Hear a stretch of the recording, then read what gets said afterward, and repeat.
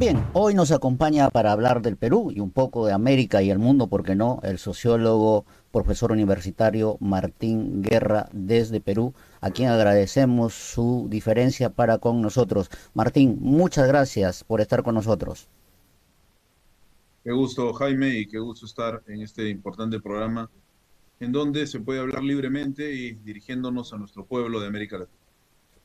Bien, hoy hemos visto a la señora Dina Boluarte, bueno, ya has escuchado lo que acaba de decir la señora, ¿no? Pero en la jornada voy a compartirte algunas imágenes para eh, preguntarte, ¿no? Si, ¿qué es lo que pasa por la cabeza de Dina Boluarte y por qué baila en una realidad que pareciera ella ignorar o simplemente sus asesores o la gente que lo rodea de alguna forma no lo permiten ver lo que verdaderamente está pasando en el país? ¿Cuál es tu lectura respecto a la actualidad peruana hoy 20 de diciembre, luego de una jornada de allanamientos donde se ha sabido, por ejemplo, que algunos dirigentes, algunos ex funcionarios del gobierno del señor Alan García habrían estado generando que la Junta Nacional de Justicia propiciara, digamos, el ascenso de la señora Patricia Benavides como fiscal de la Nación, y ya hemos visto y somos testigos lo que está pasando respecto a esta figura. Bien, comencemos por lo que dijo ayer, ¿no? Sin ánimo de generar un ambiente de risas, pero da risa. La señora dijo que su gobierno había conseguido la estabilidad democrática que el Perú tanto necesitaba, ¿no? Y como bien señalas tú al inicio de la presentación del programa, ¿en qué país vive, no? Porque en realidad ni hay democracia, cifras sencillas, los medios de comunicación están en manos de dos familias, hay una concentración mediática, los medios hablan bien de quien les da dinero, el presidente Castillo no les dio un sol a los medios de comunicación y por supuesto se dedicaron a golpear al presidente, ellos organizaron el golpe. Ahora, desde que la señora Boluarte es presidenta de facto, les comenzó a aumentar las partidas presupuestarias para publicidad estatal en los medios y, por supuesto, los medios callan en todos los idiomas lo que ocurre en el país. Segundo, los precios han subido, hay carestía, ¿no? Hay especulación de algunos productos, hay fuga de capitales, entonces hay crisis económica. Eso, por supuesto, no se dice. Y no hay ninguna estabilidad democrática, ¿no? Para la señora pareciera que solo existe el poder ejecutivo y el poder legislativo. Lo que ocurre aquí, Jaime, es que se ha dado un golpe de Estado el 7 de diciembre del año pasado, y ese golpe ha sido sobre todo dirigido por el Congreso. Ahora, el Congreso es el rostro del golpe. En realidad estaban detrás la banca, estaban partidos cuyos líderes iban a ir a prisión, el APRA, el Fujimorismo, ¿no? Estaba también, lamentablemente hay que decirlo, una conveniente línea progresista, ¿no? No sé si llamarla izquierda, que por mantener sus puestos en el Estado o por no atreverse a desconocer las medidas ilegítimas que comete el capital en el país y sus representantes, termina sumándose a esta vacancia falsa, mentirosa, vacancia express que le hicieron al presidente Castillo sin discutir la moción del orden del día, sin tener los votos necesarios y sin pasar al antejuicio político. Entonces, cuando ella habla de estabilidad democrática, en realidad es la estabilidad de quienes tienen la hegemonía política en el país, son los golpistas. Y por eso es que ya el Congreso no entra en conflicto con el Ejecutivo, porque el Ejecutivo es el títere que canaliza lo que el Congreso golpista, mafioso, corrupto, vendepatria, decide y sanciona, ¿no? Porque no legisla.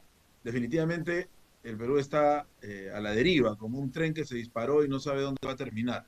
Lo que pasa aquí es llegar al gobierno de forma ilegítima, es un gobierno de facto, aprovechar para robar, disculpa la palabra, lo máximo que pueden, ¿no? Y también limpiar a los acusados de una y otra, de uno y otro delito, y latrocinio y asociación ilícita para delinquir, que caracteriza a los personajes pues, de los partidos mencionados, el partido de los Fujimori, el partido aprista, todos los que han estado antes en los gobiernos, ¿no? Y que están libres, teniendo juicios iniciados hace muchos años y que les han cerrado carpetas gracias pues a la señora ex fiscal o fiscal suspendida Patricia Benavides. Cuando se dice que dirige una mafia, es así totalmente correcto. Y además la señora Boluarte, además de hablar de la estabilidad democrática, dijo que hay que hacer una reforma política y básicamente lo que se está planteando en la reforma política es recortar aún más, Jaime, las salidas que pueda tener un presidente democráticamente electo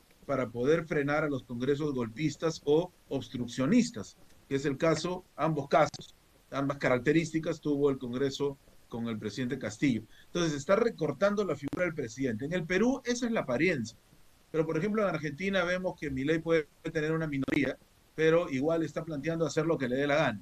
Entonces, Claro. ¿qué lección sacamos? No importa, en un lado puede ser un golpe congresal, en otro lado puede ser el acoso, el lawfare, el acoso judicial, en otro lado puede ser un golpe mediático. Lo que ocurre es que la derecha siempre va a golpear cualquier alternativa popular, de izquierda, democrática, que se dé en el continente. Y eso nos lleva a una lección. El modelo no va más. El enemigo no es uno u otro gobierno corrupto, mediocre o apátrida. El enemigo es la acumulación incesante de capital para la explotación del trabajo y del pueblo. El enemigo se llama el capitalismo. Si seguimos ocultando eso con una fraseología tibia y con el rollo de la institucionalidad y la gobernabilidad, nos estamos engañando, pues, porque ya son años de prácticas de reforma, de progresismos en América Latina y terminan ganándonos, ¿no? Por algún error o por alguna crisis económica o por alguna devaluación de la moneda que se sufre, vuelve a reaparecer el fantasma de la derecha, pero ya no es la misma derecha de antes, es una derecha medio fascista. Entonces hay que tener cuidado con lo que ocurre, porque todos los pequeños avances que se han podido dar en 20 años, un poco más, un poco menos, se pueden perder radicalmente y generar un clima tal que ya no sea una inestabilidad democrática, sino guerras civiles. Entonces, si hacia eso estamos queriendo ir, quienes tienen las ideas progresistas y organizan a los partidos políticos de izquierda, a los partidos políticos críticos al sistema, tienen que ser muy realistas y tienen que ser además valientes, tenemos que ser valientes para tomar el toro por las astas, como se dice, y saber de qué se está hablando. Aquí se está luchando para darle un pedacito más al pueblo o para que el pueblo dirija sus destinos. Si es lo segundo, entonces tenemos que pasar a una fase de contraataque, porque lo que están haciendo estos señores, Boluarte en el Perú y Milei lo acaba de iniciar en la Argentina, es hacer que el pueblo pague la crisis que se vive a nivel planetario, ¿ya? Y que las grandes oligarquías sigan viviendo del pueblo. La subida de precios que acaba de ocurrir en la Argentina demuestra eso. ¿Por qué el señor tiene que homologar los precios de productos que en Argentina se desarrollan, ¿no? Produce. Como si fueran los precios internacionales? Eso no se hace ni siquiera desde el punto de vista liberal. Si nosotros producimos determinadas cosas, entonces el precio, y eso no es proteccionismo, es sentido común, el precio se adecua a la producción nacional y a los bolsillos de nuestra gente. Y sí se pueden subir otros precios, en todo caso, desde un punto de vista liberal, de lo que se trae desde fuera, para poder equilibrar el tema de los aranceles. Pero si son productos nativos y no pagamos ningún arancel, ¿por qué van a ser tan caros? No tiene sentido. El único sentido que tiene es robustecer los bolsillos de las oligarquías y empobrecer más aún a pueblo. Y eso tenemos que evitarlo luchando, no hay otra manera. Amigos, estamos con el sociólogo, el científico, entiende cómo funciona las sociedades, por eso lo hemos convocado y recién hablaba acerca de los medios de comunicación. La señora Dina Boluarte ha dado su balance leyendo un papel, ese quiere decir que la señora es ajena a todo lo que ha dicho. Pero la pregunta es, por ejemplo, aquí en Argentina, todo el día los medios han estado cubriendo, estigmatizando a la protesta, porque el señor Milei no quiere que proteste nadie. Ha salido su ministra a decir que persona que protesta va a ser procesada. Ha habido un operativo tremendo, un despliegue policial en los trenes, se ha hecho cacheo, se ha bajado a las personas en los altoparlantes, no vayas a marchar, no salgas a marchar, pero la gente hoy no ha marchado en contra de Milei, sino que recuerda un aniversario más del 20 de diciembre, 19-20 de diciembre de 2001, cuando el pueblo argentino salió a las calles y obligó al entonces presidente Fernando de la Rúa a abandonar casa de gobierno en helicóptero. Vamos a Perú. ¿Qué pasa con los medios de comunicación hoy, estimado sociólogo, teniendo en cuenta que ya todos tenemos un telefonito? Digamos, antes podríamos decir, bueno, ellos tienen el monopolio de la comunicación, pero hoy todos tienen un telefonito de alguna forma. Por ejemplo, nuestras redes han tenido un gran auge, siguen en expansión, siguen creciendo, pero ¿cómo están tratando los medios corporativos y cómo reacciona la sociedad ante ese trato? Por ejemplo, ahora, con eso termino. Aquí en Argentina, ahorita, después de los anuncios de Milei, están dando múltiples cacerolazos en los barrios. Clarín, Nación y los medios que están con el gobierno lo están obviando por completo. A ver, en tres momentos respondo esta pregunta, Jaime. La primera, tenemos que ver que los medios en el Perú, y sé que pasa situaciones similares en Chile, en Argentina, en México, donde hay siempre un monstruo, ¿no? De los medios que ha terminado, comenzó siendo un periódico, ¿no? En la época de la prensa escrita, puede ser el Comercio, el Clarín, etcétera, el Sol, ¿no? Comienzan siendo medios paradigmáticos, representativos, entre comillas, de la prensa de un país, cuando la prensa escrita comienza a aparecer masivamente.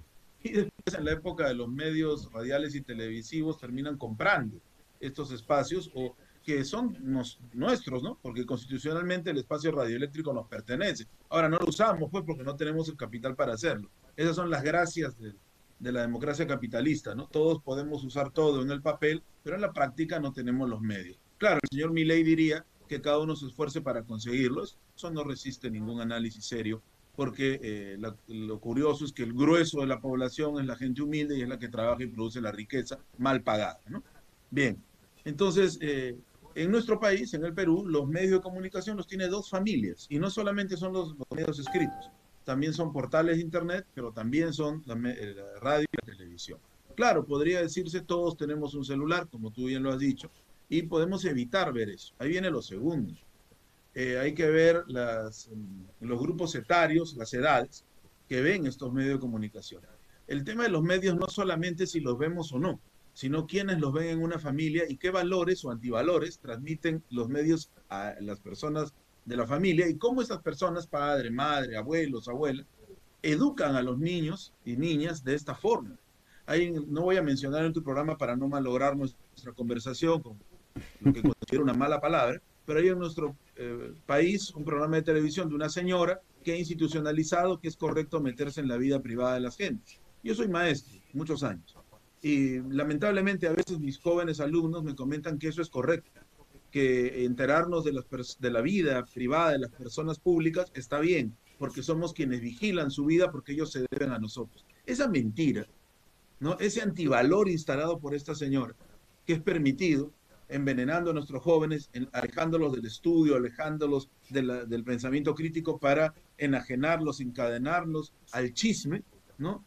A todo lo que significa el proceso de la chismografía, ¿no? El vivir pensando en el otro, no para ayudarlo ni para ser solidario, sino para señalarlo, para ridiculizarlo. Todo eso es parte también del tema de los medios. Entonces, puede ser que las personas no vean una marcha de protesta, un cacerolazo en televisión, puede ser que vean las posiciones correctas que puede tener la prensa alternativa en el Internet, pero ¿cómo va a pensar esa información?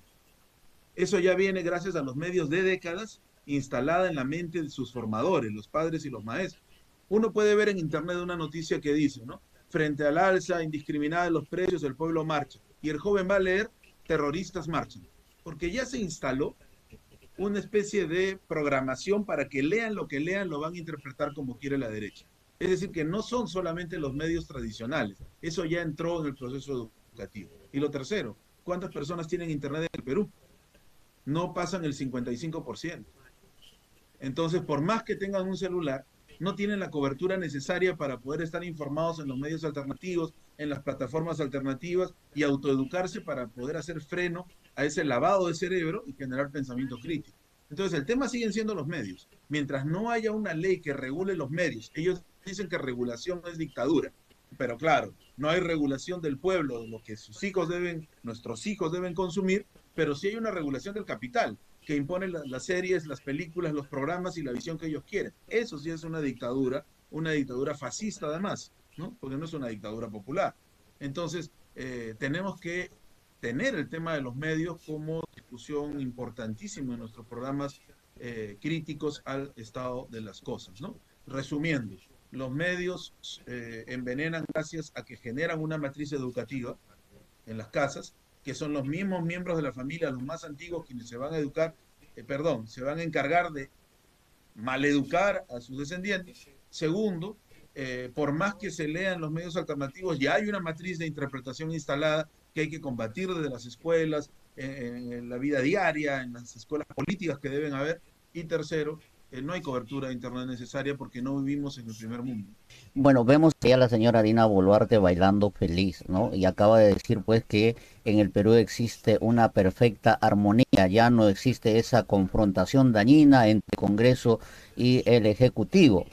¿Qué lectura hace usted, estimado Martín, respecto a esta confrontación entre la Junta Nacional de Justicia, el Congreso, la Fiscalía y el gobierno? Porque la señora Dina Boluarte, después de estos destapes, y la señora Patricia Benavides salió a anunciar una denuncia constitucional. Curiosamente, una semana antes había ampliado el plazo para las indagaciones por 8 meses más. Y la señora comenzó en cada declaración a decir que, bueno, la señora Patricia Benavides debería renunciar, que está cuestionada, ¿no? De alguna forma, esta confrontación, digamos, desvía los reflectores del Ejecutivo para centrarse en estas otras instituciones ante el cuestionamiento o la observación de la prensa, digamos, en ese sentido que traslada a la sociedad. Definitivamente, ¿no? Comenzando por el final, así es. Esta aparente ruptura que encubre además discrepancias en el seno de la hegemonía de derecha que en este momento gobierna el Perú, también sirve como una distracción para colocar más sólidamente, si se quiere, ¿no? Yo creo que no tiene solidez al gobierno de facto con su títere, la señora Boluarte. Pero esto tiene una historia más antigua. Vamos a hacerla rápido, pero nos remontamos al año 2016-2017, cuando se avanza, digamos, en la acumulación de fuerzas del progresismo en el país, producto de las luchas que se habían dado por recursos naturales en todo el Perú, ¿no? En Espinar, en Moquegua, en Cajamarca, en diferentes, en Puno, en diferentes sitios de nuestro país, en Iquitos.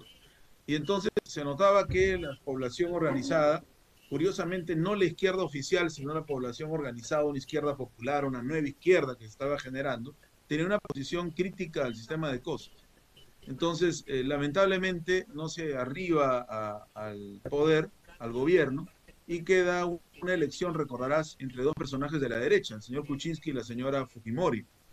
Y termina triunfando el señor Kuczynski. Y ahí ya se ve la discrepancia de la derecha. Los dos personajes representan a la derecha, y la derecha más vende patria. Uno ha sido operador, el señor Kuczynski, de los Estados Unidos tradicionalmente, y la otra señora representaba una nueva derecha que había surgido producto del fujimorismo, que en realidad no tiene proyecto de país. Ellos actúan al sálvese quien pueda y robamos todo lo que podamos, ¿no? En cambio, la derecha de Kuczynski representa esa oligarquía rancia que se sienten más europeos que latinoamericanos, que peruanos. Entonces, no son lo mismo. Si nosotros creemos que ambas derechas en nuestro país son lo mismo, nuestro análisis va a estar equivocado. Y eso se vio en la conflagración. El fujimorismo no paró hasta defenestrar del gobierno a Kuczynski. Entonces sube Vizcarra y Vizcarra les devuelve el golpe cerrando el Congreso. Y ellos contraatacan vacando a Vizcarra. Y sube Merino. Merino no pertenecía a ninguno de estos dos bloques. Era representante de una tercera derecha que aparecía de la nada, entre comillas, que es la derecha de provincias. Los Acuña, los Luna, que surgen diciendo, oye, yo también quiero mi pedazo de la repartición de los recursos del Estado. Pero Entonces, eso esa es una tercera, derecha más conservadora en cuanto a valores. sí, valores, más allá de que sean correctos esos valores o no, ¿no? Pero de la boca para afuera defienden a la familia, etcétera, Mm. ¿no? De la boca para afuera, ¿no? Porque en la práctica vemos otras cosas, pero sí, sí va por ahí. Entonces, esta derecha nueva, la tercera, va a estar con quien le ofrezca mayor salida, por eso la vemos pasando de un bando al otro todo el tiempo, ¿no? Entonces, gobiernan muy poquito con Merino. Y ahí vimos a los medios de comunicación lanzando a la gente a las calles para sacar a Merino. Claro, eran los medios de la otra derecha, ¿no? Y entonces sale Merino y termina como presidente el señor Sagasti, un señor progresista de centro derecha, ¿no? Y él es el que hace la transición. Y en medio de este asunto estaba la pandemia, la terrible pandemia, con tantos muertos. El Perú terminó siendo el sexto país en cantidad de fallecidos en el mundo, con una población de 33 millones de habitantes. Y los cinco países que lo antecedían eran la India, Rusia, los Estados Unidos, China, imagínense, ¿no? Países con Brasil, con gigantesca población al respecto del Perú. Solo esa cifra demuestra lo quebrados que estamos económicamente y el olvido del sistema de salud. Pero bueno, volviendo al tema, la pandemia encubrió que por debajo de la tierra, por los subsuelos, por los ríos profundos de los que hablaba Arguedas, se estaba gestando el cambio. Y es por eso que gana el señor Pedro Castillo. Porque ellos en su pelea interna, la derecha, descuidó al campo popular. Pensaban que el campo popular les pertenecía. Y entonces triunfa el presidente Castillo y no lo dejaron gobernar. Y ahí se van a unir estas derechas.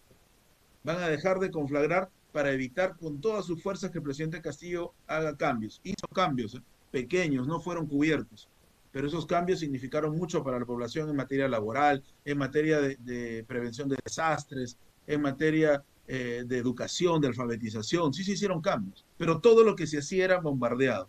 Y bueno, ahora está secuestrado, acusado de todas las cosas del mundo, mientras que los verdaderos corruptos están libres, ¿no? Y fungen de personas honestas. Entonces, tuvieron que poner a la señora Boluarte para mantener esa alianza que esta derecha tiene, pero esa alianza ya se ha roto. Y lo vemos cuando la señora Benavides es sacrificada como chivo expiatorio ¿Cuándo desde se el punto de rompe, vista de ellos. estimado Martín? Pero primero, ¿cuándo de alguna forma se formaliza esta alianza entre estas derechas para tirarse abajo a Pedro Castillo? En qué tiempo? ¿Cuando ya asumió Pedro Castillo o antes? Porque recordemos No, que no, hubo una delegación que fue a la OEA y hubo toda una arremetida mediática, pues del primer gobierno, del primer día el señor Pedro Castillo, a comparación de otros gobiernos, por ejemplo el caso de Milei está en su luna de miel, por tanto el señor puede incendiar Argentina y sus seguidores lo van a perdonar y lo van a aplaudir. Pero en el caso de Pedro Castillo, ¿cuándo de alguna forma se, se consolida esa unión de esas derechas?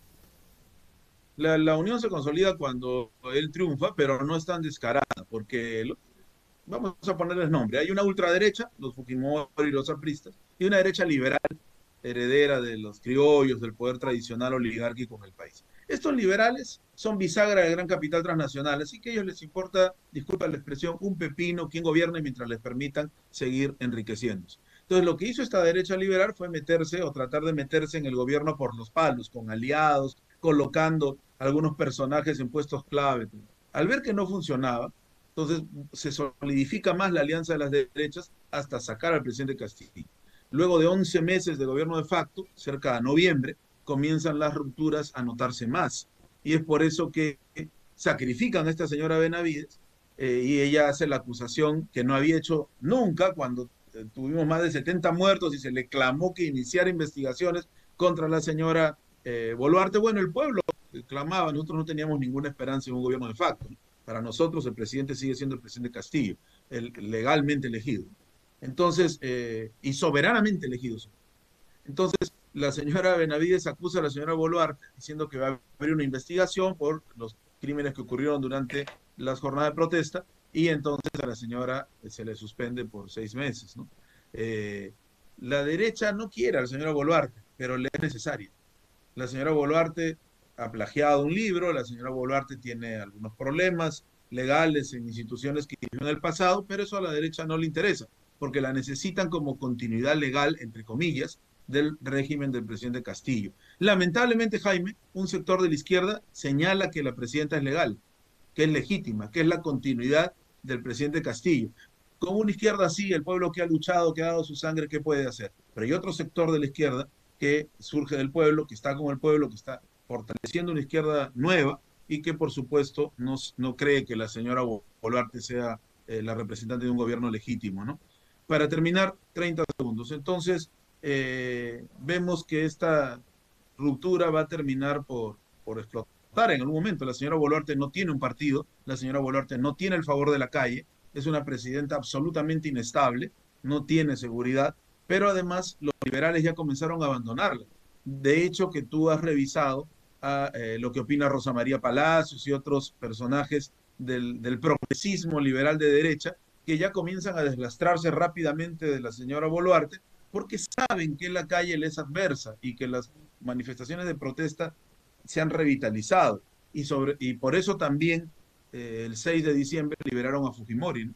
Un día antes de que se cumpliera el aniversario del secuestro del presidente Castillo. Ellos son muy hábiles y manejaron todos los medios para sacar al señor Fujimori el 6 y así dividir la manifestación popular entre quienes se manifiestan contra la liberación de Fujimori, que casi siempre es la izquierda de Lima, ¿no? El progresismo limeño, que cree que acabando con Fujimori se acaba con todo y en realidad es un sistema el que nos explota, le pongas el rostro que sea, y el pueblo del interior del país, que más allá de Fujimori entiende que se necesita una nueva constitución para una nueva regla del juego y una nueva forma de hacer país y de hacer gobierno. Entonces, lamentablemente lograron eso, dividieron la opinión pública popular de crítica del estado de cosas entre los que solamente se manifestaron contra Fujimori y los que se manifestaron contra Boluarte. Ellos tienen todo muy bien pensado, pero no tienen el favor del pueblo y, por supuesto, administrativamente están haciendo un desastre, porque hay una crisis cabalgando. Entonces, vamos hacia la profundización de la crisis, hacia la inestabilidad más profunda del Estado, no a lo que dice la señora Boluarte, es realmente todo lo contrario. ¿Y qué va a pasar, digamos, en ese camino, en ese hacia dónde vamos? ¿Qué va a pasar sobre todo con el pueblo, como mismo dice, está dividido? Y hablas de una nueva izquierda. ¿Quién representaría o dónde podríamos ubicarlo? ¿Con quién podríamos identificar a esta nueva izquierda? Hablamos de Perú Libre porque recordemos que recientemente, ayer creo también se ha destapado estas declaraciones de este señor que fuera la mano derecha de la señora Patricia Benavides, donde ha detallado, ha presentado los chats que estuvo coordinando con el señor Cerrón para votar por la destitución de la señora Zoraida Ábalos, a cambio de que se vea beneficiado pues en algunos de sus procesos que tiene. ¿Cuándo, dónde y con quién podemos identificar a esta nueva izquierda que de alguna forma le pelee el lugar a esta bastante consolidada y poderosa coalición de derechas? Bueno, en primer lugar, como profesión de fe, no les creo absolutamente nada a estos personajes que para liberarse de condenas comienzan a atacar a representantes de la izquierda, sean o no de mi comunión política, ¿no? Así que hay que tener cuidado con esos discursos que comienzan a atacar a líderes o lideresas de la izquierda peruana. Repito, así no sean de mi comunión política, en lo que hayamos debatido mil y un veces, ¿no? Eso como primera situación. Lo segundo, Perú Libre participó con fuerza en la invitación, sustento y postulación del presidente Castillo. Después hubo una división ahí, no solamente entre Perú Libre y el presidente Castillo, en realidad toda nuestra izquierda. Yo no quisiera judicializar el análisis político echándole la culpa a tal o cual personaje de la izquierda peruana, porque creo que detrás de cada personaje hay una organización que representa una dinámica de clases sociales. Uh -huh. Yo creo más bien que las élites de provincia que tuvieron su oportunidad, las élites de izquierda, ojo que hay, cuando digo élite de izquierda no me refiero a millonarios, ¿no? Sino a dirigentes históricos que se han generado en las luchas de provincia y también en Lima. Creo que ya dieron todo lo que tenían que dar. Cuando hablo de nueva izquierda hablo del pueblo, nuestro pueblo de Puno, nuestro pueblo de Cajamarca, de Ayacucho, de Iquitos, nuestro pueblo del interior del país, de las zonas más humildes, Huancavelica, Huánuco, que han sido asesinados, ¿no? Cusco, que tienen riquezas inmensas en su territorio y que han sido asesinados. Hablo de la comunera, el comunero, que probablemente sus nombres no sean famosos en estos momentos, pero que mueven masas y luchan y son valientes y tienen una apuesta de país que está en nuestro ADN, que es el Ayllu, la comunidad andina, la comunidad amazónica, el saber vivir respetando el territorio y respetándonos entre nosotros. Eso nunca ha estado en nuestra izquierda, más allá de que José Carlos Mariátegui lo estudiara a profundidad en los 7 ensayos. Mariátegui es el fundador de la izquierda en el Perú. Más allá de que José María Arguedas, que continúa Mariátegui, volcara su visión y su trabajo político a estudiar nuestras culturas originarias, pareciera que los viejos dirigentes de la izquierda limeña, la capital del Perú, se olvidaron del llamado de Mariátegui y de Arguedas de dotar a la izquierda de pueblo. Y por eso es que se está creando una nueva izquierda. Tal vez no se llamen a sí mismos izquierda, Jaime, pero lo son, porque ¿qué es ser de izquierda? Colocarse en contra de las decisiones que tiene la derecha. Y ese pueblo ha dado su sangre y sigue luchando. Entonces ahí creo yo que es donde debemos ver. A veces nos esperanzamos mucho en rótulos, en etiquetas, en determinados partidos o frentes. Ya Oscuras, creo ¿no? que eso, sí, así es, no es el caudillismo instalado aquí en las guerras de independencia. Creo que ahora tenemos que ver a nuestro pueblo, que obviamente tendrá que dar el salto, organizarse partidariamente, tener escuelas de formación y construir un programa político. Obviamente eso tiene que pasar, pero solamente en lucha se construye eso, no desde arriba. Una izquierda que construye desde arriba está condenada al fracaso y al olvido del pueblo. ¿Lo ve futuro político a Perú Libre? Siempre y cuando haya una autocrítica de su papel en el Congreso, días previos antes de la vacancia y después de la vacancia, creo yo que sí, pero no solamente a Perú Libre, el otro bloque también y sus representantes de Juntos por el Perú también se han comportado de espaldas al pueblo. Ambos bloques reconocen la continuidad de la señora Boluarte.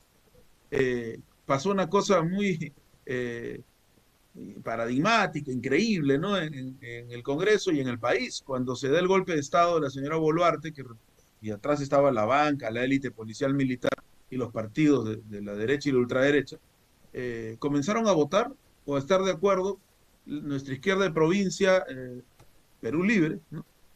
Nuestra izquierda del interior del país, digamos con inscripción así, legal y a la izquierda parlamentaria, comenzaron a votar en coincidencia muchas veces con ideas que provenían de la ultraderecha.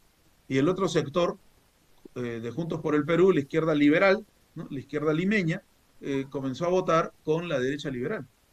O sea, la izquierda se dividió en dos bloques que terminaron siendo furgón de cola de las derechas. Eso es un escándalo. Eso merece una autocrítica. Y yo lo digo y conozco mucha gente de ambos bloques y respeto a mucha gente de ambos bloques. No solamente de las bases, que muchas veces son luchadoras, sino de los dirigentes. Por eso es que no me sumo cuando se les hace cargamontón y se les pretende judicializar sin ninguna prueba a estos dirigentes y dirigentes, ¿no? Pero tienen que hacer una autocrítica. La autocrítica ayuda a avanzar, ayuda a reforzar la relación entre la dirigencia y la base. La autocrítica ayuda a entender la realidad. Yo quiero creer, Jaime, que no se ha hecho esto con malas intenciones para salvar el pellejo legal o para obtener una parcela de poder. Yo creo que parte de una idea de cómo se construye el poder popular, que es una idea equivocada, ¿no? Que se construye siempre desde arriba. No, el poder popular se construye desde el pueblo. Y si uno se divorcia del pueblo, entonces abandona la construcción del poder popular. Pareciera ser un ABC, pero a veces parece que ese ABC no se comprende. Se ha cumplido un año del golpe en contra del señor Pedro Castillo y han salido a hablar, por ejemplo, personajes como el jefe del Comando Conjunto de las Fuerzas Armadas, ¿no? Que venía siendo asesorado por constitucionalistas, declaró que la señora Patricia Benavides le ordenó ir a detener al señor Pedro Castillo. El señor Colchado también, por su parte, ha dado declaraciones que, pues, todos los que hemos venido siguiendo todo este año, qué es lo que pasó el 7 de diciembre, cómo pasó, y en este aniversario los señores se sienten tan confiados que de alguna forma comienzan a declarar y a fortalecer esas sospechas que hemos tenido y tienen muchos peruanos. La pregunta es, ¿ya se ha hecho sentido común en la población peruana, en la sociedad peruana? Hablamos en términos de mayorías, de que Pedro Castillo fue un golpista y la señora Boluarte fue una demócrata que se alió con ese Congreso bendito que salvaron al país de una dictadura brutal, incluso lo llaman dictador. Lo han Los impuesto ya, o medios, sea, ya es sentido común eso en la no. sociedad. No, porque justamente la consigna de restitución del presidente, su libertad y su restitución, ha crecido mucho. Cuando se da el golpe del 7 y la gente sale a las calles a manifestarse en todo el país, y se dan pues verdaderas batallas campales, porque la represión fue brutal, ¿no? Y teníamos el derecho a manifestarnos, ¿no? La Constitución lo dice claramente. Tiene un artículo donde habla del derecho a la insurgencia popular frente a un gobierno que es ilegítimo. Y la Constitución del 79 también lo dice, ¿no? Entonces, si es que alguien quiere remontarse a jurisprudencia, ¿no? Entonces, el pueblo ejerció su derecho a la insurgencia popular frente a un gobierno ilegítimo. Sin embargo, los gobernantes de facto atacaron con toda la fuerza y ahí están los videos donde se ven asesinatos selectivos de gente que no participaba en las protestas. Esto está escrito en documentos que generó el ejército norteamericano cuando se desarrolló esta Escuela de las Américas, donde enseñaban y entrenaban a militares de todo el continente, y no solamente de todo el continente, sino también de ellos mismos, cuando intervinieran militarmente en los pueblos, cómo destruir las movilizaciones y la jornada de protesta. Pareciera que lo lógico sería atacar al pueblo que está protestando. No, lo que hacen ellos es matar a personas que están colindantes, que están en la periferia, que no participan en la marcha, para que las familias que sí participen tengan rupturas internas, sufran una especie de echarse la culpa mutuamente por el asesinado o la asesinada, no por seguirte a ti, salió a la marcha, por estar contigo, tú le metes esas ideas. Entonces la estrategia perversa, y hemos revisado esos documentos, no me estoy inventando algo, la estrategia perversa es destruir la Unión Popular en lucha, ¿no?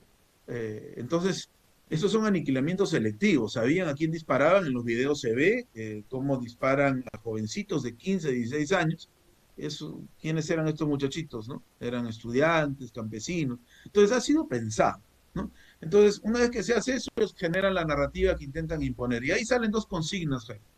La izquierda que votó por la vacancia ilegal, porque votaron, puedes revisar los nombres de quienes votaron. Pues, por qué lo hicieron? Digamos, estaban tan de alguna forma apabullados por la presión mediática, porque recordemos que ese día el señor Marrufo estaba declarando, ¿no? Que efectivamente le había dado dinero en persona al señor Pedro Castillo. ¿Fue por eso Ya, o había alguna otra presión, otro acuerdo ahí entre parlamentarios? hasta ahora no hay nada serio contra el presidente Castillo, ¿no? Para que eso demuestra que es una mentira, es una serie de mentiras. Pero fue por tres cosas, creo yo. Lo primero que tú dices, vamos a ser bondadosos, fue por una presión de los medios. Los reformistas, Jaime, son así, ¿no? Muy institucionalistas. A ellos les hablan de que ya hay indicios de corrupción, aunque el que lo esté diciendo sea Satanás, y ellos le van a creer primero a Satanás que representante del pueblo. Segundo, había intereses. Mucha de la gente de esta izquierda parlamentaria trabaja en los puestos del Estado y eso no es mentira. Y no tienen puestos altos, tienen puestos medianos. Eso es una mesocracia que les permite a ellos cierto control y estar cresta de la ola en algún momento determinado, por lo menos acercarse. Entonces, deshacerse del presidente Castillo les dio una posibilidad de cogobierno. Y la tercera, que es la más peligrosa, sigue en el concepto este de el enemigo de mi enemigo es mi amigo, que para nada es pues política seria, sino que es un aforismo que puede terminar siendo muy peligroso, ¿no? Porque lleva pragmatismo sin reflexión y sin análisis. Entonces ese sector pensó que uniéndose iban a tener alguna parcela de poder y bueno, pasó lo que pasó, no tiene ninguna parcela de poder, pero además el pueblo los rechaza allá donde van. Entonces, al mismo tiempo que estaba esta consigna de ellos, que era adelanto de elecciones, ellos creían que la señora iba a adelantar las elecciones, no sé, el mes pasado, hace medio año, para mañana, y lo más risible, que ellos iban a ganar, porque si no, ¿por qué claman por adelanto de elecciones? O peor aún, ni siquiera esta izquierda parlamentaria tiene idea de país y quiere que gane alguien de la derecha más bueno, ¿no? Para, digamos, no Boluarte, pero algún liberal. El pueblo, ¿no? El pueblo estaba pidiendo restitución del presidente Castillo. Y la restitución ha sido denigrada por integrantes de esta izquierda parlamentaria. Han ofendido a los que ellos llaman restitucionistas o castillistas. Y la realidad es que ahora, un poco más de un año después, la consigna de la restitución ha crecido muchísimo. Claro, no lo vas a ver en los medios de comunicación, Ha salido pero una está en las encuesta, bases ¿no? populares. Ayer, anteayer ha salido una encuesta de aprobación y Pedro Castillo está por encima de Dina Boluarte. Así es, así es. Y la encuesta del año pasado, donde se decía, perdón, de inicio de este año, donde se decía que, del 2023, ¿no? Que si se volvieran a dar las elecciones ganaría Pedro Castillo. Y Hildebrand la destapó, a pesar de que él no comulga con Castillo, porque Perú 21 no quiso publicar esto. Y ahora la otra encuesta que tú señalas, donde la gente simpatiza más con Castillo que con la presidenta de facto. Entonces, esa es la realidad. Ahora que se pretenda maquillar por intereses, por visiones dogmáticas, es otra cosa, ¿no? Pero el pueblo no cree la narrativa de que el señor Castillo, habiendo gobernado 15 meses, es un corrupto y los anteriores gobiernos y representantes partidarios, como el señor Jorge del Castillo, que ahora se campea como abogado defensor de la señora Benavides, es una persona que ha sido correcta, ¿no? Recordemos los informes escritos incluso en libros por Gustavo Gorriti sobre las andanzas que rodean a este señor, ¿no? Por lo menos merecen una lectura y una visión crítica, ¿no? Interesante. Respecto a la economía, bueno, el régimen de la señora Dina Boluarte está jalada.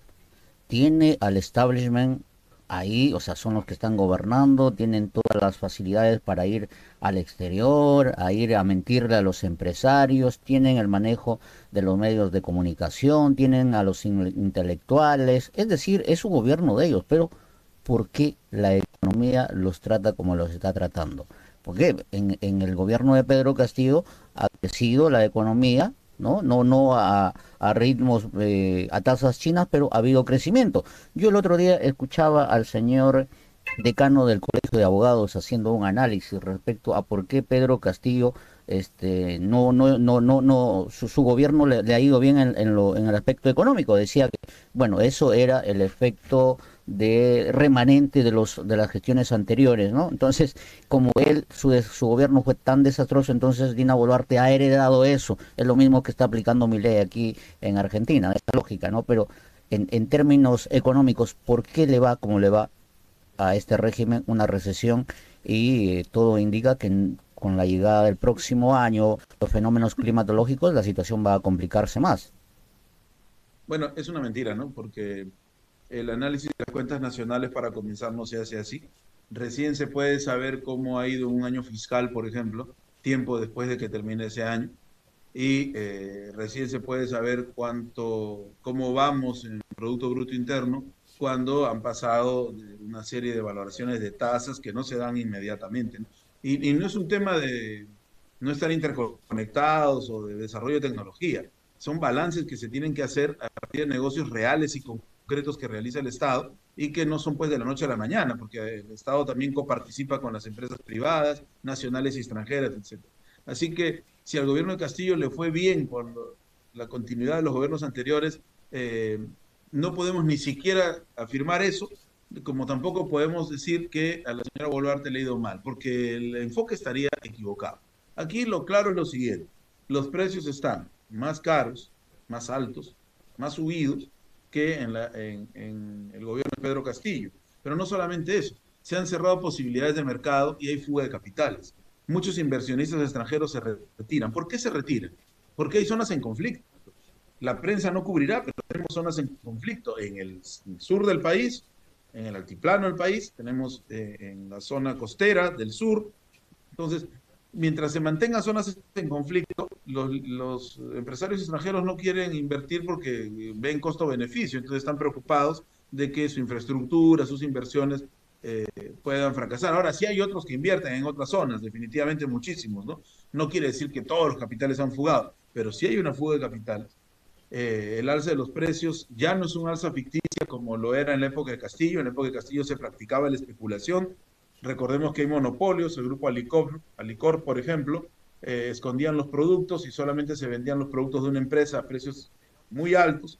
Eso lo hicieron al presidente Castillo, era una manipulación de los medios y una subida especulativa del dólar también, que este gobierno no tiene. Este gobierno básicamente tiene todo el apoyo de quienes administran la economía en el país, pero a pesar de eso no logra construir nada porque quienes conforman este gobierno son ladrones, Jaime. Ladrones. Y los ladrones, y hay varias acusaciones que se han hecho, los ladrones se organizan para delinquir y hacen leyes con nombre y apellido para aprovecharse de los recursos del Estado. Se están repartiendo el Estado. Entonces, básicamente eso no va a funcionar. Crea inestabilidad económica, inestabilidad jurídica, fuga de capitales, por supuesto, quiebra el mercado, subida de los precios, devaluación de la moneda e inflación. Entonces, ellos solos están construyendo ese camino. No es que el presidente Castillo les dejó quebrado nada. Solo un ejemplo sencillo. Miles de millones de soles se ahorraron cuando el presidente Castillo no dio publicidad estatal a los medios que son verdaderos monstruos devoradores de capital. Apenas llegó la señora Boluarte, comenzó con el pago, esto que podemos llamarlo clientelismo, ¿no? Clientelismo mediático, y solo por poner una muestra, ¿no? El presidente Castillo creó un bono para socorrer a las personas que sufrían en desastres naturales y eso lo ha reconocido la gente. Es decir, los dineros del Estado estaban administrados de una manera más humana. Que hubo filtraciones, que hubo fugas, claro que sí, no era un gobierno totalmente sólido, se le hizo la lucha para imposibilitar sus decisiones desde antes de juramentar el 28 de julio del 2021. Entonces tenía que tener errores, son 15 meses, ¿no? No ha terminado un gobierno completo.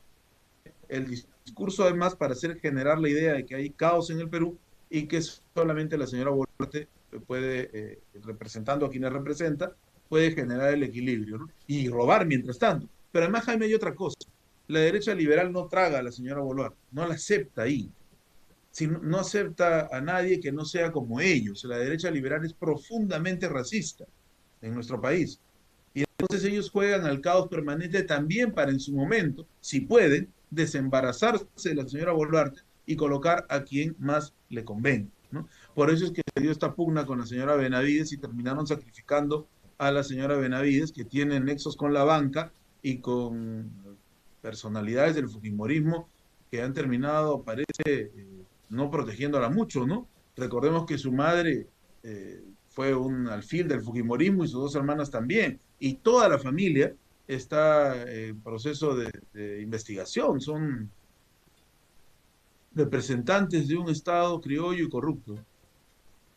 Es la cosa. Hablábamos acerca de los medios de comunicación. Es cierto, Pedro Castillo de alguna forma se ganó, quizás digamos, por su tratamiento, por cortarle el presupuesto a los medios de comunicación. ¿Pero no crees que ahí hubo una falla de no generar una vía de comunicación alternativa, como por ejemplo lo hace AMLO?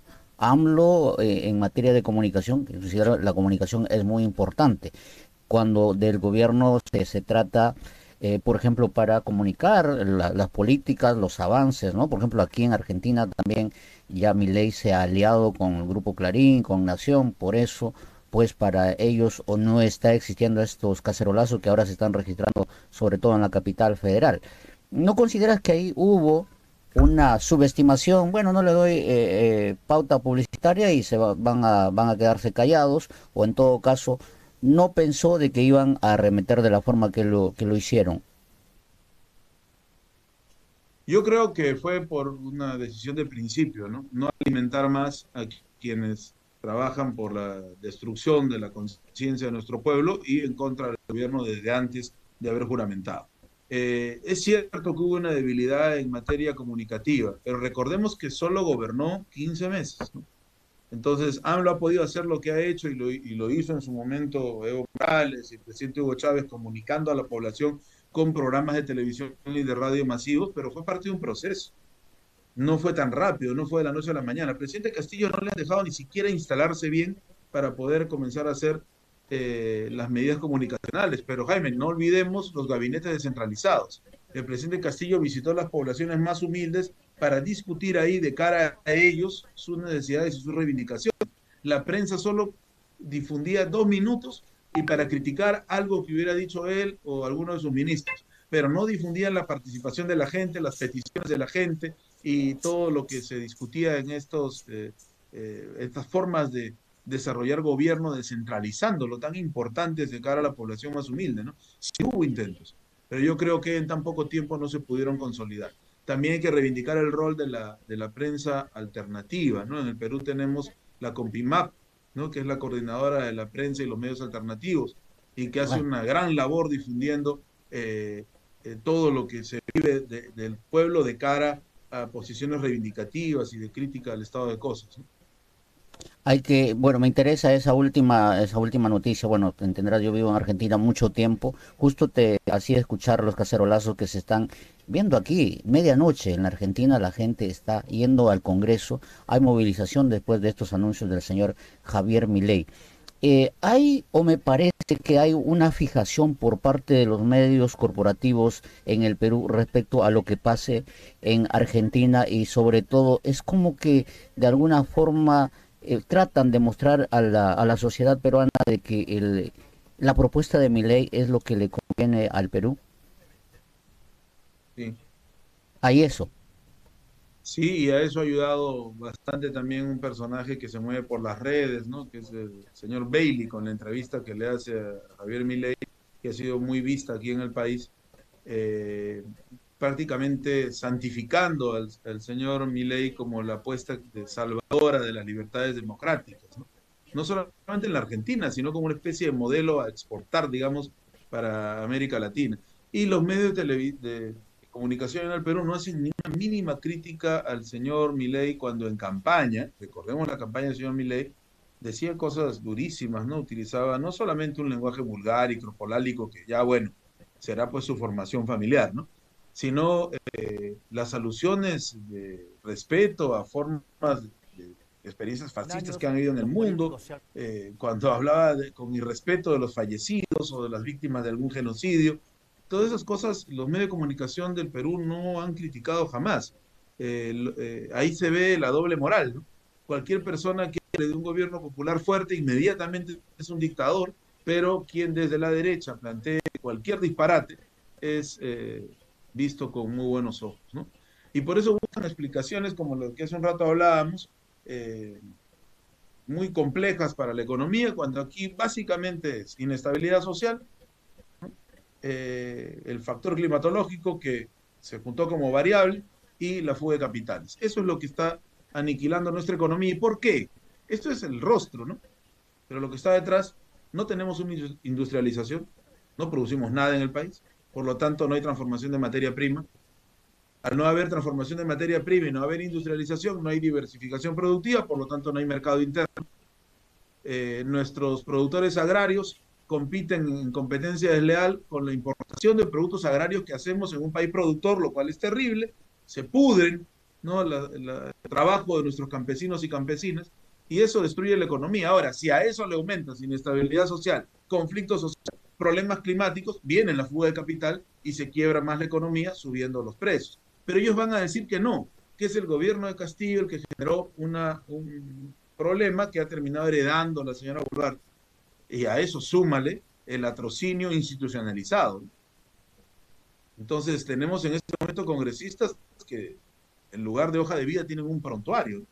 Y eso no es una broma, es tal cual. Revisemos su historial y no es que el Congreso han dicho, bueno, ya cambiaré, me dedicaré al servir al Perú. No, están utilizando el Congreso para abrir nuevas fuentes de ingresos a sus pequeñas, medianas y grandes mafias. Desde la sociología, ¿cómo se explica este supuesto fenómeno de los partidos libertarios, de las políticas como las que han ganado aquí en Argentina? 6 de cada 10 argentinos lo han votado. Y muchos analistas están comparando las medidas de Javier Milei con lo que hizo Fujimori en el 90. ¿Qué es ser libertario? ¿Cuál es la propuesta de un libertario? ¿Y por qué las sociedades votan, por ejemplo, ya hoy con esta medida que está haciendo el señor Javier Milei, diciendo viva la libertad, pero sin embargo les está privando de su derecho a la protesta y lo que representa el derecho a la protesta para el pueblo argentino? Ya, lo primero que hay que decir antes del análisis sociológico es que en las elecciones argentinas del 2023 eh, se estableció un récord de ausentismo electoral que es el más grande desde la vuelta a la democracia. Solamente votó el 74%. Y eso es inédito en la historia de Argentina después de la democracia. Entonces hay gente que no ha votado. Entonces eso nos pone relativas las cifras de cuántos votaron por mi ley en sentido de importancia para la lectura política, ¿no? Entonces hay un sector muy descontento por probablemente medidas tibias que debieron ser radicales. Siempre hago la explicación del concepto de radical, hay que hacerlo para que la gente no se asuste. Los medios de comunicación dicen que radical es sinónimo de terrorismo, ¿no? Radical viene de la palabra raíz. Cuando uno quiere solucionar un problema, no puede maquillar el problema, tiene que ir a la raíz. Entonces se necesitaron en América Latina desde el arribo del siglo XXI medidas radicales de transformación económica. Se hicieron en algunos casos sí, pero en la mayoría de los casos medidas muy tibias. Esas medidas tibias han hecho, por ejemplo, que surja Macri en su momento. Se recupera nuevamente el gobierno y ahora surge Milei. La lección es clara. Iniciamos esta entrevista, Jaime, diciéndote que lo tibio ya no da más. Se está demostrando el mundo avanzado en 20 años, no es que se inmovilizó. Y las medidas tibias no solamente no han solucionado el problema, sino que el mundo se ha ido cada vez complicando más, más pobreza, más población, más miseria, ¿no? Y entonces se necesitan medidas radicales. Cuando decimos medidas radicales, es profundizar la transformación social. No hablamos de destruir ni hacerle daño a nadie, sino profundizar la transformación social. Dicho eso, hago el análisis que me pides.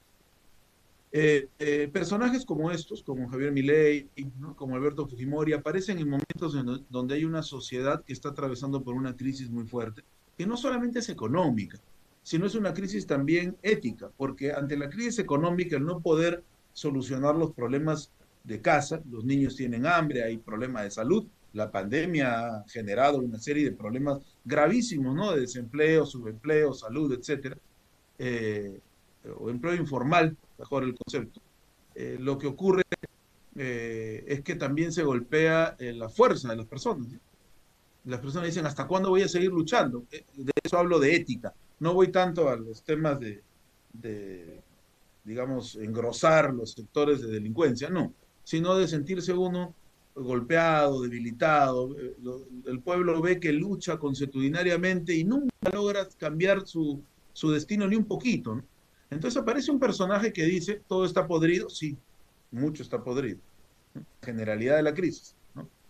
Necesitamos puestos de trabajo, es cierto, necesitamos puestos de trabajo. Salud, educación, vivienda no cumplen con lo que deberían cumplir, es cierto. Y eso es una realidad no solamente nuestra, es europea y es estadounidense. Claro, en algunos lugares peor que en otros, ¿no? Claro, nosotros todavía, los países latinoamericanos, no hemos logrado salir de la dependencia y la profunda, el profundo olvido y la marginación producto de nuestra historia, ¿no? Entonces, el señor trabaja con medias verdades, estos personajes, y enfervorizan a cierto sector social, que curiosamente no es el pueblo más humilde, sino algunas capas, ¿no? Que nunca han tenido nada y entonces se sienten postergadas, pero también gruesos sectores de las clases medias. Vamos a parar ahí. Recordemos cómo surgen Hitler y Mussolini. ¿Quiénes eran la gente que seguía a Hitler y a Mussolini en los momentos previos a la Segunda Guerra Mundial? La década del 20 para Mussolini y la década del 30 para Hitler de hace 100 años. ¿Quiénes eran? Eran sectores que estaban hartos porque durante todas las prédicas de los estados nacionales que se habían formado en Italia y en Alemania, de mejora, de desarrollo, de amor a la patria, los habían llevado a la Primera Guerra Mundial, habían terminado deshechos y ¿quiénes habían pagado los platos rotos de la guerra? Ellos, ¿no? Sin embargo, las oligarquías seguían muy bien.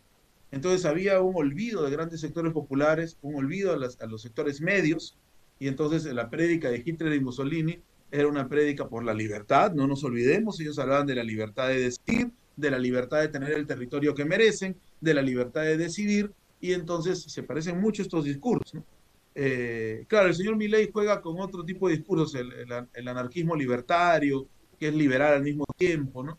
Que sí existe eso ideológicamente, pero en el fondo, cuando uno escucha el discurso y ve las medidas de hoy, es un discurso fascista, solo que ha llegado a través de la vía electoral. Conclusión, ¿cuándo van a surgir estos personajes como posibilidades?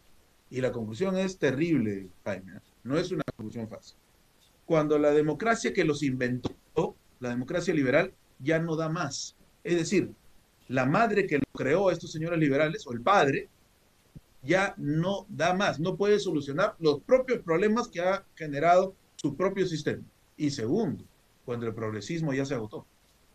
Es decir, los héroes de la historia ya no tienen más superpoderes, ya no tienen más ideas, ya no tienen nada que ofrecer lamentablemente. Mis respetos a los reformistas sinceros que durante 20 años han dado toda su fuerza en América Latina, pero se está reinstalando la derecha por segunda vez.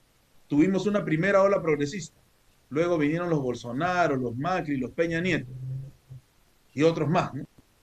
Tuvimos la segunda ola progresista, está durando muy poco. Entonces, ¿por qué está durando muy poco? Porque si fuéramos, la lógica debería dictar que si la primera ola se agotó, fue por algo que hicimos mal. Entonces, en la segunda ola no repetimos lo mismo. Y las medidas tibias del presidente de Chile, por ejemplo, ¿no? Reconociendo a la señora Boluarte, o de Lula, que lo ha sufrido en carne propia, reconociendo a la señora Boluarte, demuestran que el progresismo está agotado. Tenemos que pasar a otro programa político, mucho más radical en postulados, en ideas y a un análisis real de la historia social, económica y política de nuestros pueblos. No un maquillaje de historia. Aquí no se trata de buenos contra malos. Aquí no se trata de corruptos contra sanos. Es un tema más complejo. Se trata de capitalistas contra trabajadores. Se trata de explotadores contra explotados. Se trata de un sistema que se sustenta en la expoliación de los recursos y en el robo del trabajo. Y si no lo decimos así, estamos engañando. Entonces, solamente volteando esa geometría del poder vamos a poder instalar a la mayoría donde debe estar, arriba, y a la minoría sometiéndose pues a la voluntad de la mayoría. Si hay otra definición de democracia que sea mejor, entonces yo la escucho. El señor Milei está vendiendo cebo de culebra, pero ahora comenzó la realidad. Y esperemos que el pueblo argentino esté con toda la fortaleza del mundo, no solamente para resistir, sino para marchar y proponer y tomar medidas. Muchísimas gracias, estimado Martín. Esperamos contar con su presencia en los próximos programas. Es muy bueno sus análisis desde la academia, desde la sociología, para entender lo que le pasa a nuestros países. Y para terminar, digamos, tenemos a estos señores ultraliberales radicales, radicalizados por completo, ¿no? Y desde las usinas, pues, por ejemplo, tildan de radical a Perú Libre. Y la verdad que Perú Libre no tiene nada de radical, todo lo contrario. ¿Cuál sería, digamos, la salida? O sea, una izquierda o personajes, por ejemplo, como, como lo identifican muchos, por ejemplo, a Antauro Humala, que viene con ese discurso, pero supuestamente viene a fusilar a todos, ¿no? Pero también está aliándose con sectores conservadores ya que tienen cierta presencia histórica en la vida política del país en las últimas décadas. A ver, dos cosas. La primera, por lo primero que dijiste, agradezco tus palabras, pero sobre todo nuestro análisis no sale tanto de la academia ni de lo aprendido en las universidades, sino de la lucha. La lucha nos lleva a observar y participar desde la realidad y analizarla, ¿no? Analizar la situación concreta a partir de los hechos que se dan en la lucha misma, ¿no? Creo yo, Jaime, que solo luchando y participando organizadamente en los organismos populares podemos tener una visión cada vez más pulida sobre cómo se desarrolla la historia. Lo segundo, hay muchos personajes. Yo respeto los espacios que se abren, si es que son de cara al pueblo y para discutir y tratar temas. Sé, por ejemplo, que el señor Humala hace escuelas de discusión. He participado en una escuela de discusión, de formación, y no es el único, hay muchos sectores. Mientras los postulados sean a favor de las reivindicaciones del pueblo y para transformar verdaderamente la situación de cosas, bienvenidos todos, ¿no? Pero yo insisto en que las lecciones que nos da el proceso que ha vivido y sigue viviendo el presidente Castillo, con quien siempre en todas mis entrevistas me solidarizo públicamente y con su familia, ¿no? Nos demuestran algo. Al presidente Castillo básicamente no se le dejó gobernar porque para la derecha peruana no es un peruano. Para la derecha peruana es alguien que debe estar siempre sometido, que representa a los pueblos del interior del país, a los eternos productores. Y no utilizo las palabras que ellos utilizan porque son muy ofensivas, pero tienen características racistas muy profundas. Y ciertos Es sectores de la la más izquierda, racista de la región, la derecha peruana? probablemente, ¿eh? Porque he viajado algo, he conocido discursos racistas y de odio étnico y cultural en América Latina, pero la nuestra es probablemente la más racista. Y eso tiene características históricas, ¿no? Aquí fue la capital de Tahuantinsuyo, aquí fue el virreinato, zona de poder hegemónico de los españoles, hay pugnas históricas. Aquí se dio la batalla de Ayacucho que liberó a nuestros pueblos en la primera independencia, falta la segunda, ¿no? Aquí se dio. Entonces, el Perú ocupa un lugar geoestratégico importantísimo, tanto para que la derecha se estabilice como para que se libere nuestro pueblo. Recuerda que en la primera ola progresista no llegamos, ¿no? La esperanza que tenía cierta población en Ollantumala no se cumplió. Y la segunda ola progresista nos han sacado, temporalmente, creo yo. Por eso es que hay que comprender las lecciones de lo que ha sufrido y sufre el presidente Castillo. La derecha racista en nuestro país no lo acepta, pero cierta izquierda tampoco lo aceptó. Lo ven como un agente, como alguien que tenía que ser como ellos se habían imaginado que debía ser un líder de izquierda, y no como él es en realidad. Entonces, esa izquierda que no lo ve como propio, es que en realidad no es una izquierda que surja de nuestro pueblo, que se está construyendo de espaldas al pueblo por arriba. ¿Dónde va a estar la salida? En una izquierda popular. ¿Se está cocinando? Sí, definitivamente, en las luchas, en las jornadas de protesta. Ya vendrá la parte del proceso orgánico que se tengan que vivir ahí, y por supuesto aparecerá ya con nombre propio, sólida, con línea programática, con discusión teórica en el momento que le toque aparecer. Yo creo que eso se está gestando en este momento. Muchísimas gracias, Martín. Bueno, si ya no nos hablamos, aunque seguro que sí, que pases unas bonitas fiestas y bueno, a seguir preocupándonos y accionando por nuestra querida patria, desde nuestro más humilde lugar, desde nuestro más humilde rol. Un abrazo a la distancia. Un abrazo, Jaime. Gracias por la entrevista y felices fiestas para ti y para todos los que nos están viendo y escuchando. Y ahí Un vamos abrazo. a ver cómo salimos de esto aquí en Argentina, porque Fuerza allá. la Argentina tiene una cultura ciudadana bastante interesante. Así que vamos a ver cómo vamos. Muchas gracias, Mateo. Gracias a ti. Fuerza por allá. Gracias. Amigos, hemos conversado con el sociólogo, profesor universitario, dirigente político también de la izquierda socialista del Perú, Martín Guerra. Gracias por acompañarnos, por favor.